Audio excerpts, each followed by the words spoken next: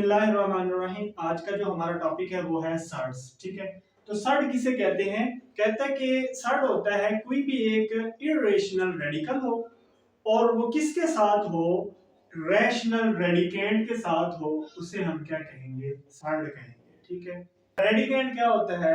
Radicand होता है कि कोई नंबर हो, रियल नंबर हो हमारे पास, जैसा कि ये 3 कोई रियल नंबर है।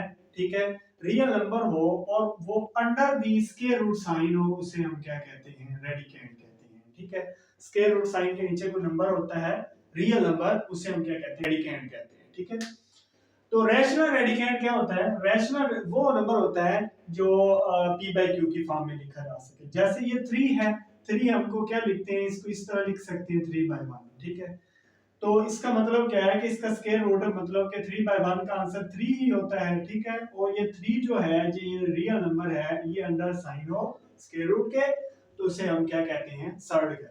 ठीक है, अब सर्ड के लिए कंडीशंस है, कोई भी नंबर उस जिसका हम स्क्वायर रूट लें और वो नंबर हल ना हो, कंप्लीट उसका स्क्वायर ना हो, वो सर्ड नंबर होगा। कंप्लीट स्क्वायर वाला जो नंबर होगा वो सर्ड नहीं होगा। जैसे ये 9 है, 9 का स्क्वायर रूट जो है, ये इसका स्क्वायर रूट कंप्लीट स्क्वायर बन रहा है, 9 का स्क्वायर रूट होता है 3, तो ये सर्ड नहीं है। ये क्या है? सर्ड नहीं है।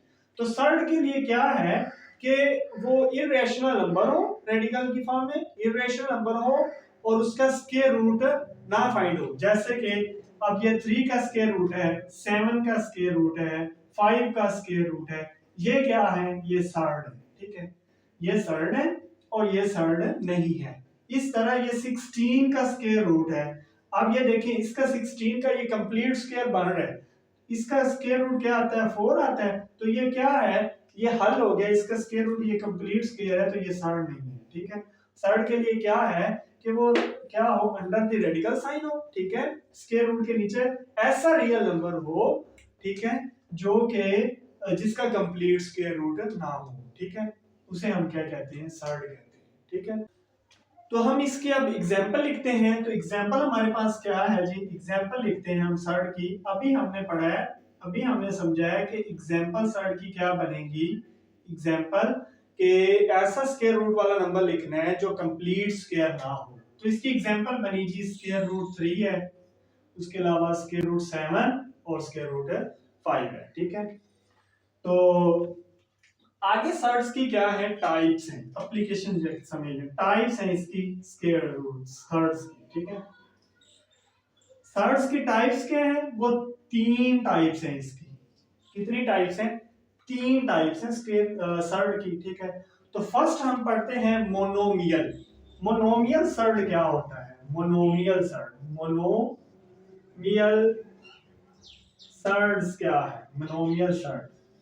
ठीक है, तो मोनोमियल क्या होती है? ये फर्स्ट टाइप इसकी है monomial surd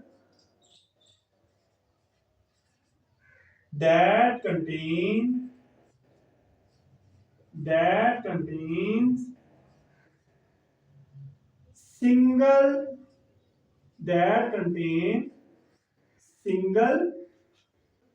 single number is called monomial surd। कि ऐसा सर्ड जो जिसके अंदर सिर्फ और सिर्फ सिंगल एलिमेंट हो, सिंगल नंबर हो। ठीक है, तो जैसा कि फॉर एग्जांपल इसकी एग्जांपल हमारे पास क्या बनेगी? सिंगल के लिए एग्जांपल क्या बनेगी हमारे पास? इन ए कोई भी नंबर ले लें, 3 का स्क्वायर रूट, ये क्या है? एक सिंगल एलिमेंट है। उसके बाद 5 का स्क्वायर रूट, ये भी एक क्या है? सिंगल एलिमेंट है। ठीक है, सिंगल नंबर है। ठीक है, मींस के स्क्वायर रूट में नंबर हो सर्ड का और वो क्या हो? वो सिंगल हो, जैसे कि 3 है, ये 5 है, सिंगल है। ठीक है, ना तो ये सम हो रहे हैं ना ये सब्ट्रैक्ट हो रहे हैं। ठीक है, तो ये क्या है? मोनोमियल सर्ड है।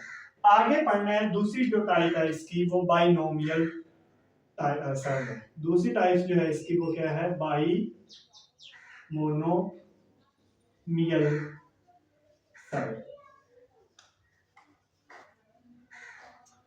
तीसरी टाइप जो है वो क्या है? बाइमोनोमियल सर्ड। इसके लिए क्या कहेंगे कि a set that contains, by का मतलब क्या होता है? टू। शाबाश, बाई का मतलब क्या है? टू है। तो क्या डिफाइन कैसे करेंगे? a set that contains sum of two number, sum of that contains sum of two monomial surd, sum of two monomial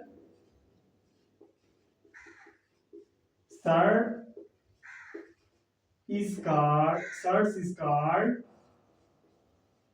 binomial surd, binomial surd,